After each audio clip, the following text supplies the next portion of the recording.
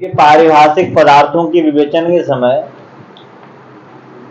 हम लोगों ने पर्यायवाची शब्दों पर हम लोग विचार प्रारंभ किए थे कि किस शब्द का कौन सा शब्द पर्यायवाची है।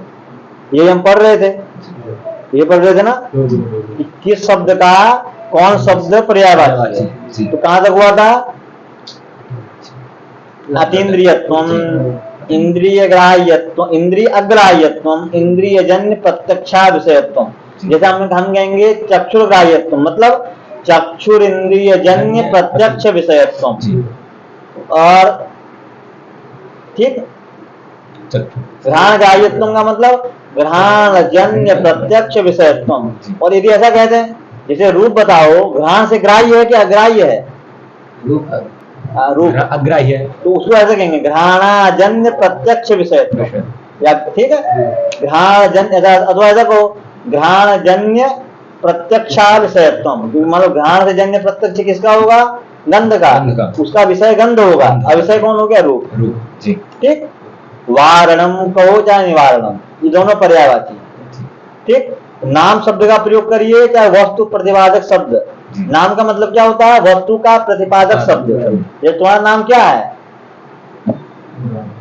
हाँ, तो अनुराग जो है वो किसी वस्तु का प्रतिपादक है। हमको वस्तु मतलब सकल संसार, ये भी वस्तु है, हम भी वस्तु, सब ब्रह्म भी वस्तु है, सब वस्तु वस्तु है। ये वेदांत में एक ही वस्तु है, वो कौन है? ब्रह्म। ब्रह्मैव नित्यम वस्तु ततो अन्यत् अखिलम इति विवेचनम। तो वस्तु का प्रतिपादक शब्द क्या कहलाता है? नाम। और जब नाम और रूप से व्यक्ति ऊपर उठ जाता है तो क्या हो जाता है? वो ब्रह्म ही हो जाता है। नाम और रूप में, जैसे आप नाम और रूप में बधे हैं, नाम और रूप से आप जब ऊपर आओगे, जब भगवान कृष्ण और राम के नाम से और उनके रूप से जब ऊपर उठ जाओगे सगुण से, तो निर्गुण में पहुंच जाओगे। ठीक है, नाम। अच्छा, ईश्वर संकेत कहिए आप तार्किक के मत में, चाहे ईश्वरेच्छा कहिए, चाहे शक्ति कहिए, चाहे अभिधा कहिए, ये सब पर्यायवाची हैं। ठीक, लक्षण कहिए अथवा सत्य संबंध। तो देखो स्पष्ट हो गया कि सत्य संबंधो लक्षण यदि कस्य मतम? तार्किक मतम। तार्किक के मत में लक्षण का क्या लक्षण है? सत्य संबंधो लक्षण। और इच्छा विषय इष्टम, इष्टम मतलब इच्छा का विषय होता है, इष्ट होता है। और जो द्वेष का विषय होता है वो क्या होता है? दृष्ट। तुम्हारा दृष्ट क्या है? अध्ययन कि अध्ययनाभाव? अध्ययन है। देखो, द्वेष का विषय अध्ययन है इसका, कि हमको अध्ययन ना करना पड़े, ये द्वेष है ना। इच्छा का विषय क्या है फिर? भ्रमण। भ्रमण जो है वो इष्ट है, और दृष्ट क्या है? अध्ययन। वाह, उल्टा होना है। इष्ट किसको बनाना है? अध्ययन को। और दृष्ट भ्रमण मतलब व्यर्थ भ्रमण। भ्रमण तो कहीं जरूरी है, सैर कर दुनिया की गाफिल, जिंदगानी फिर कहाँ, जिंदगानी घर कुछ रही तो नौजवानी फिर कहाँ। तो वो भ्रमण तो अच्छा इष्ट है जो सिखाता है कुछ, और जो कुछ नहीं सिखाता है, केवल क्या करता है? लंपट बना लाता है, तो वो क्या है? वो दुष्ट है। ठीक है, द्वेष विषय है। क्या है? द्वेष विषय। कार्य कारण भाव कहिए, जन्य जनक भाव कहिए, हेतु हेतु मत भाव कहिए, साध्य साधन भाव कहिए, सब पर्यायवाचिता। असद हेतु कहिए, जैसे परतो वन्यमान धूमा सद हेतु है, लेकिन पर वन्नी अनुष्णो द्रव्यत्वात्, ये कौन हेतु है? सत है कि असत? असत। तो इसको चाहे असद हेतु कहिए, चाहे दुष्ट हेतु कहिए, चाहे हेत्वाभास कहिए। हेत्वाभास कितने होते हैं? पांच। शब्द विचार विरुद्ध प्रतिपक्ष, सभी विचार विरुद्ध प्रतिपक्ष, असिद्ध बाधिता पंच हेत्वाभासा। सभी विचार विरुद्ध प्रतिपक्ष असिद्ध बाधिता। ठीक, और उपादान कारण कहिए न्याय में, तर्क में, अथवा समवायी कारण कहिए, दोनों पर्यायवाची हैं। ठीक है, न्याय में। अब देखो कुछ नई चीज बता रहा है। घटावच्छिन्न भेद, घटावच्छिन्न भेद कहिए, घटवद भेद कहिए, घटवान न, ये प्रतीत सिद्ध भेद कहिए, अथवा घटत्वावच्छिन्न वच्छेदकताक प्रतियोगिताक भेद कहिए। तो ये सब पर्यायवाची है। क्या कौन? घटवान न। जैसे बताओ घटवान न कौन होगा? घटवान न जहाँ घड़ा नहीं है पूरा संसार, जहाँ घड़ा है वहां तो घटवान न प्रतीति नहीं होगी, जहाँ घड़ा नहीं है वहां घटवान न प्रतीति होगी। तो उसको इस अभाव को हम इतने प्रकार से कह सकते हैं। घटावच्छिन्न भेद भी कह सकते हैं यहाँ पर हम, घटवद भेद, और घटवान नौ भी कह सकते हैं, और घटत्वावच्छिन्न अवच्छेदकता प्रतियोगिता का भेद। ठीक, चाहे तुरी मतलब क्या होता है, चतुर्थ, तो तुरी विषयता मतलब चतुर्थ विषयता, प्रतियोगी मतलब अभाव का अभाव, अभाव का अभाव होना क्या है, जैसे घटा भाव का अभाव मतलब प्रतियोगी, घटा भाव अभाव, घट के अभाव का अभाव मतलब घटा भाव, घट जी, तो प्रतियोगी हो गया। घट है, घट का अभाव मतलब घट का नहीं होना, अभाव हो गया, और घट का नहीं होना, नहीं होना मतलब घड़ा है, घड़ा नहीं है, घड़ा नहीं है ऐसा नहीं है, मतलब क्या बैठे तुम आगे, घड़ा है ऐसा प्रयोग किया, घटो अस्ति, ठीक है, घटो नास्ति, घटो नास्ति इति नास्ति मतलब घटो अस्ति, अनुरागा नास्ति, कोई कहा, ठीक है, अनुरागा नास्ति इति नास्ति मतलब अनुराग कर्पात्री धाम में नहीं है ऐसा नहीं है, इसका मतलब अभी है, इसका मतलब है ही वहां। ठीक है, तो अभाव का अभाव होना ही क्या है, प्रतियोगी। उन लोगों को पता नहीं चल रहा है ना प्रतियोगी अनियोगी क्या है, तो हिसाब से याद कर लो एकदम, अभाव का अभाव होना प्रतियोगी है। ठीक है, चलो आगे। प्रत्यक्ष, अच्छा दर्शन में आप प्रत्यक्ष शब्द का प्रयोग करिए, अपरोक्ष शब्द का प्रयोग करिए, साक्षात्कार शब्द का प्रयोग करिए, उपलब्धि शब्द का प्रयोग करिए, अध्यक्ष शब्द का प्रयोग करिए, चाहे उपलम्बा शब्द का प्रयोग करिए, ये सब पर्यायवाची। कौन कौन, प्रत्यक्ष, अपरोक्ष, साक्षात्कार, उपलब्धि, अध्यक्षम और उपलम्बा मतलब प्रत्यक्षम। ठीक, अनुमा कहिए चाहे अनुमिति कहिए, उपमा कहिए चाहे उपमिति कहिए, शाब्द बोध कहिए, शाब्द का ज्ञान कहिए, शाब्द बुद्धि कहिए, अन्वय बोध कहिए, वाक्यार्थ बोध कहिए, वाक्यार्थ ज्ञान कहिए। आप ये भी कह सकते हैं अहम शाब्द बोधम करोमि, अहम वाक्यार्थ बोधम करोमि, अहम अन्वय बोधम करोमि, अहम शाब्द बोधा करोमि, अहम शाब्द ज्ञानम करोमि, अहम शाब्द बुद्धिम करोमि, अहम अन्वय बोधा बोधम करोमि। ठीक है, चलिए व्यवहार कहिए चाहे शब्द प्रयोग, शब्द प्रयोगी क्या है व्यवहार, स्मरण कहिए चाहे स्मृति कहिए, ठीक, निर्णय कहिए चाहे निश्चय कहिए, प्रत्यक्ष कहिए चाहे प्रत्यक्ष ज्ञान का विषय कहिए, चाहे अपरोक्ष ज्ञान का विषय कहिए, साक्षात्कार कहिए, साक्षात्कार का विषय कहिए, उपलब्ध कहिए, उपलब्धि विषय कहिए, घटा कहीं घटा ही कहिए। जैसे घड़ा है, घड़ा प्रत्यक्ष है, ये मान पुस्तक प्रत्यक्ष है कि नहीं, प्रत्यक्ष ज्ञान का विषय भी है कि नहीं, अपरोक्ष ज्ञान का विषय भी है, साक्षात्कृत है, साक्षात्कार का विषय है, उपलब्ध है, उपलब्धि का विषय है उपलब्धि का विषय कौन, जिसको हम प्रत्यक्ष कर रहे हैं वो सब उपलब्धि का विषय है। अभावियत्वम कहिए अथवा अभाव निरूपितत्वम, अभाव से निरूपित जो होगा उसे कहेंगे अभावियत्व, ज्ञान से जो निरूपित होगा उसे क्या कहेंगे ज्ञानीयत्व, ज्ञान से जो निरूपित माना जाएगा ज्ञानीयत्व। ठीक है, और संयोग संबंध है न घटवान न, ये प्रतीति है, मान लो संयोग संबंध से घड़ा आया है कि नहीं है, तो इसको क्या कहेंगे घटत संयोग संबंधावच्छिन्न घटत्वावच्छिन्न अवच्छेदकताक प्रतियोगिताक भेद। क्या कहेंगे इसको, संयोग संबंधावच्छिन्न घटत्वावच्छिन्न अवच्छेदकताक प्रतियोगिताक भेद, संयोग संबंधेन घटवान न इति भेद। ठीक, घट संबंधी घटत्वावच्छिन्न संबंधता निरूपित संबंधिता वदिति, ये ऐसा कहिए।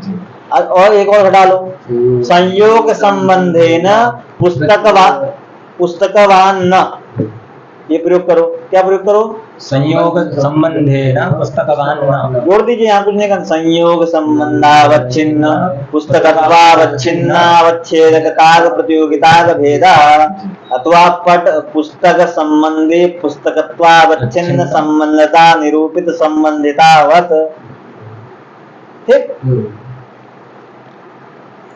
समझे, संयोग संबंधी घट संबंधी, तो संयोग संबंधावच्छिन्न घटत्वावच्छिन्न संबंधता निरूपित संबंधितावत संबंधित। अब बताया है कैसा निरूपितत्व कहाँ लेना है, कहाँ निरूपकत्व लेना है, समझे।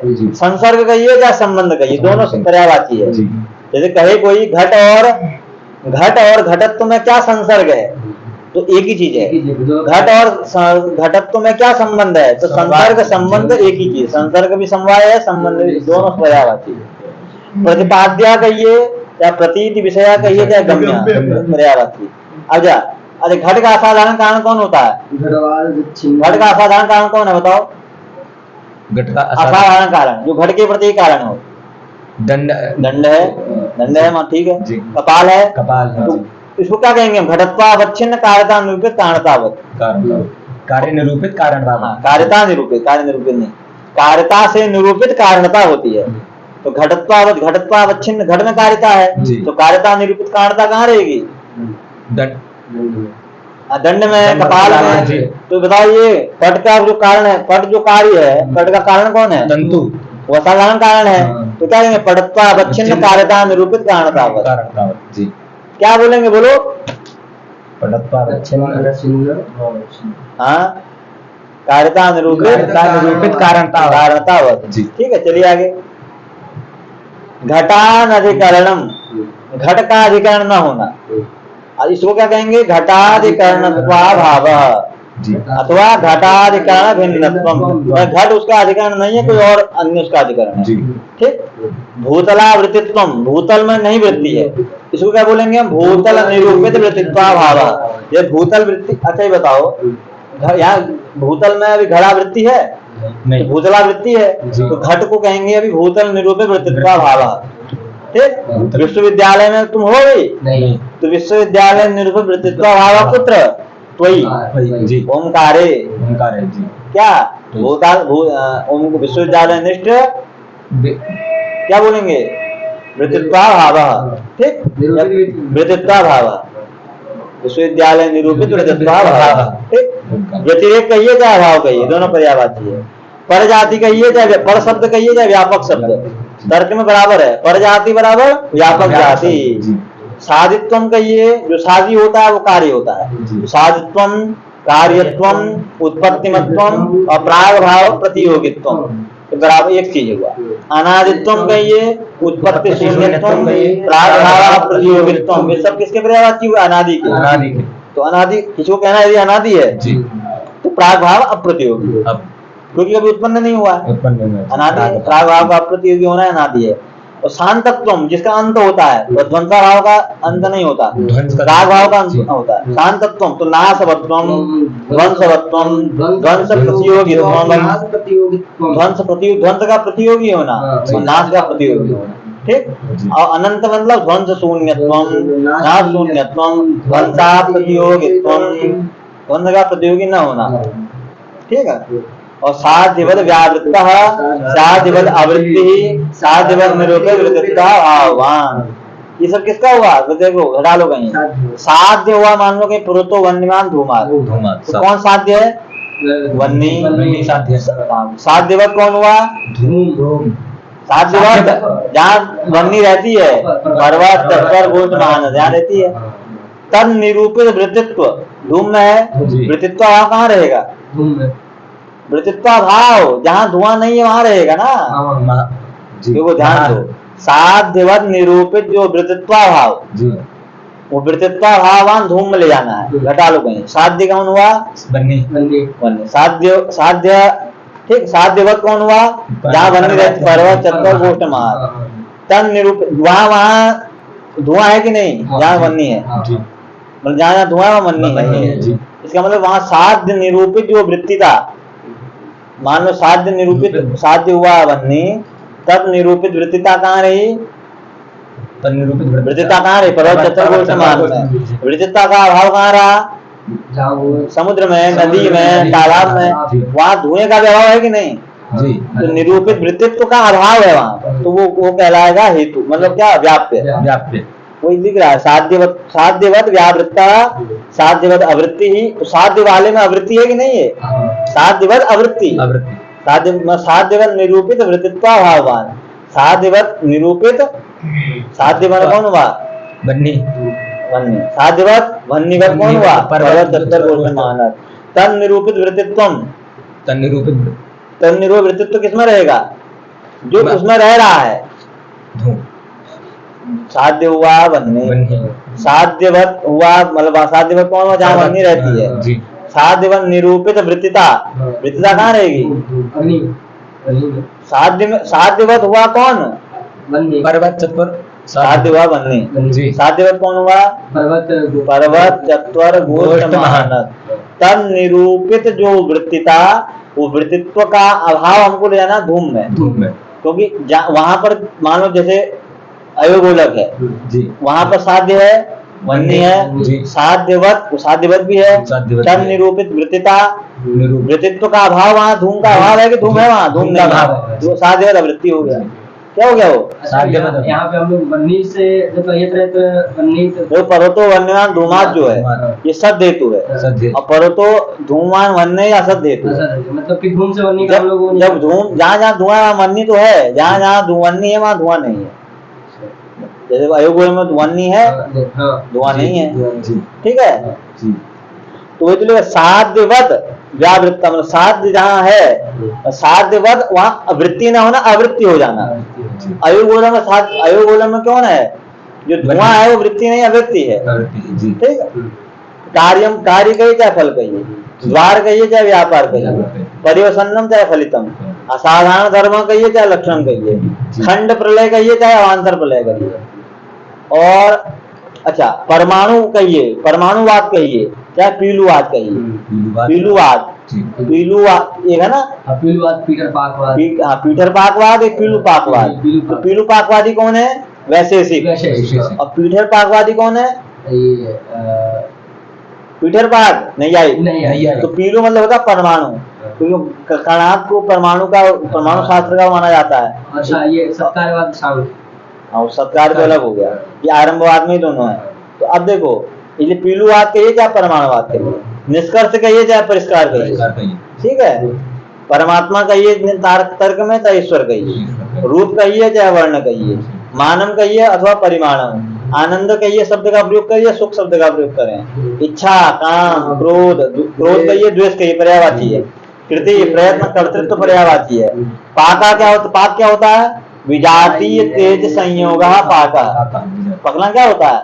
विजातीय तेज संयोग। पहले क्या था? आम जब पका नहीं होता है तो खट्टा होता है, पक जाता है तो मीठा हो जाता है। तो विलक्षण उसमें तेज का संयोग होता है तब ना पकता है वो। जी, जी, उष्णत्व मतलब उष्ण स्पर्श, शीतत्व मतलब शीत स्पर्श, ठीक है। आगे सहचारग्रह में सहचारग्रह सामानाधिकरण ज्ञान, सामानाधिकरण का ज्ञान ही सहचारग्रह, दोनों एक ही जगह रह जाए। अब प्रत्याशक्ति कहिए चाहे सन्निकर्ष कहिए चाहे संबंध कहिए, एक ही चीज। संदेहा, संशया, शंका, ये हो गया। अब इसके बाद आएगा कैसे किस किस द्रव्य में कितने गुण रहते हैं, इसका निरूपण किया जाएगा, ठीक है।